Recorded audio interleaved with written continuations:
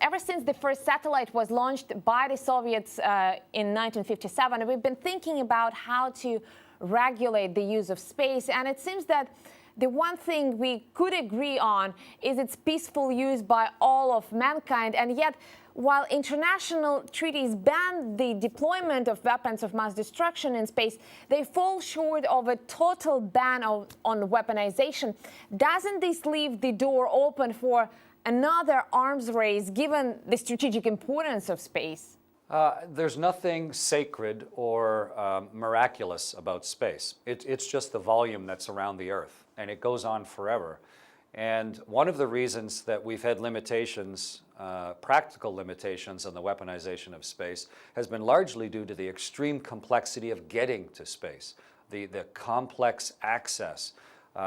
And that helps to limit it. Only a few countries of the world are in a position to decide what gets launched into space, and therefore it becomes easier to limit. But as our technology improves, as access to space becomes cheaper and cheaper, one of the effects of that is going to be that a lot more nations and a lot more organizations will have access to space. And that's when we'll realize that there's nothing sacred about it or miraculous.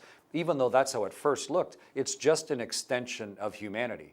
And people will have the same temptations and the same behaviors as we've always had in 2 dimensions once we get access to 3 dimensions. That's why it's even more important, especially for the leading nations of the world, to try and set the standards, to try and set up the framework so that as the access to space becomes easier, that there are already treaties and organizations and standards and expectations so that it doesn't become a free-for-all or a wildness that it might otherwise.